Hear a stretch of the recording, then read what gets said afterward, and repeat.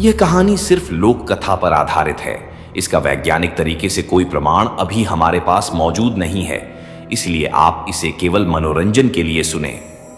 ब्रह्म देहुंज का नाम दो शब्दों से बना है, ब्रह्म ज्ञान, वेद और ब्रह्मचर्य से जुड़ा तत्व।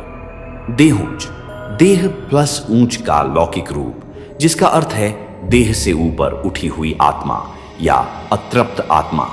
कहावत है कि जब किसी ब्राह्मण कुल में जन्मा बच्चा अपने व्रतघर अथवा उपनयन संस्कार के दौरान असाधारण शक्ति दिखाता है, जैसे हवा में ऊंचा कूद जाना या किसी अदृश्य ऊर्जा से प्रभावित होना, तो उसे सामान्य नहीं माना जाता।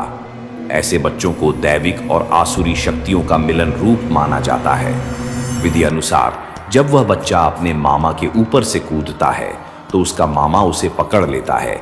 यह प्रतीक होता है कि सांसारिक जीवन की जिम्मेदारियां उसे धरती से बांध रही हैं। परंतु यदि बच्चा इतना ऊंचा कूद जाए कि मामा उसे पकड़ न सके, तो यह संकेत होता है कि उसका भाग्य संन्यास या ब्रह्मचर्य जीवन के लिए निर्धारित है।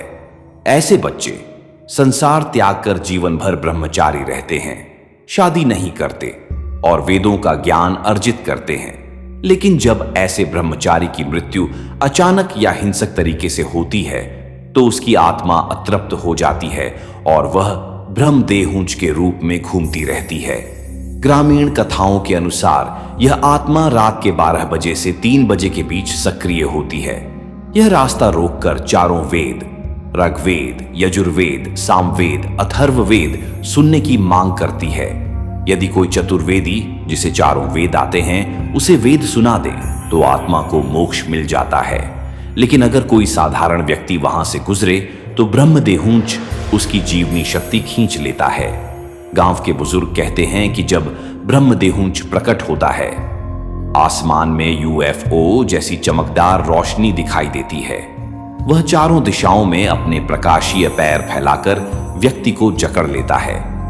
उसकी रोशनी इतनी तेज होती है कि व्यक्ति उसका चेहरा देख ही नहीं पाता।